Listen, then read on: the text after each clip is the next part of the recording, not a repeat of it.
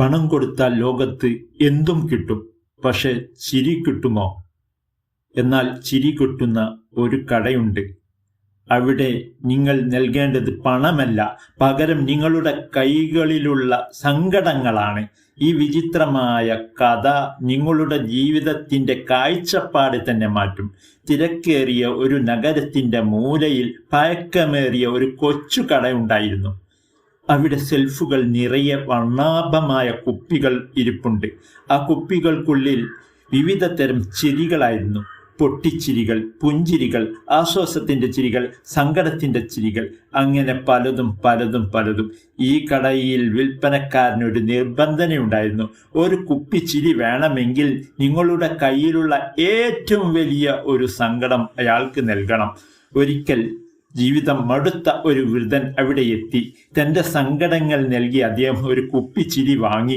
പക്ഷേ അത് തുറന്നപ്പോൾ അദ്ദേഹത്തിന് അത്ഭുതപ്പെട്ടു.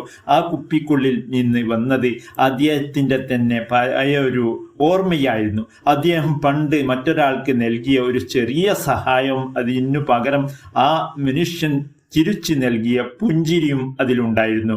വിൽപ്പനക്കാരൻ പറഞ്ഞു, സാർ, ഞങ്ങൾ ഇവിടെ ചിരികൾ ഉണ്ടാക്കാറില്ല. നിങ്ങൾ മറ്റുള്ളവർക്ക് നൽകിയ നന്മകൾ ശേഖരിച്ചു വെക്കുക മാത്രമാണ് ഞങ്ങൾ ചെയ്യുന്നത്. ആ വൃദ്ധൻ തിരിച്ചറിഞ്ഞു. തൻ്റെ സങ്കടങ്ങൾക്കിടയിൽ താൻ പണ്ട് ചെയ്ത നന്മകളെല്ലാം അദ്ദേഹം മറന്നുപോയിരുന്നു. സങ്കടങ്ങൾ നൽകുമ്പോൾ മനോഹരമായ ഓർമ്മകൾ തിരികെ ലഭിക്കുമെന്ന് ആ കട അദ്ദേഹത്തെ പഠിപ്പിച്ചു. അദ്ദേഹം സന്തോഷത്തോടു കൂടി ആ കടയിൽ നിന്ന് പുറത്തിറങ്ങി. ഇപ്പോൾ അവിടെ ആ കടയില്ല. പക്ഷേ അദ്ദേഹത്തിൻ്റെ മുഖത്ത് ആ വലിയ പുഞ്ചിരി ഇന്നും നിലനിൽക്കുന്നു. സുഹൃത്തുക്കളെ, നമ്മൾക്ക് ഉള്ളിലും ഇങ്ങനെയൊരു കടയുണ്ട്. സങ്കടത്തിൻ്റെ മാത്രം ശ്രദ്ധിക്കുമ്പോൾ നമ്മൾ ചെയ്ത നന്മകൾ, നമുക്ക് ലഭിച്ച സന്തോഷങ്ങളും നമ്മൾ കാണാതെ പോകുന്നു.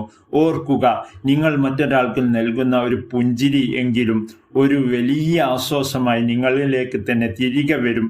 നിങ്ങളുടെ ഉള്ളിലെ ആ നന്മയുടെ കുപ്പി തുറക്കാൻ മറക്കരുത്. നിങ്ങൾ അവസാനമായി എപ്പോഴാണ് മനസ്സ് തുറന്ന് പുഞ്ചിരിച്ചത്? മനസ്സ് തുറന്ന് പുഞ്ചിരിച്ച അവസാനത്തെ ദിവസം നിങ്ങൾ കമൻറ്റിൽ രേഖപ്പെടുത്തുക. ഇത്തരം ഹൃദയസ്പർശിയായ കഥകൾക്കായി ഈ ചാനൽ സബ്സ്ക്രൈബ് ചെയ്യുകയും ബെൽ ഐക്കൺ അമർത്തുകയും മറ്റുള്ളവർക്ക് ഷെയർ ചെയ്യുവാനും മറക്കരുത്. നന്ദി.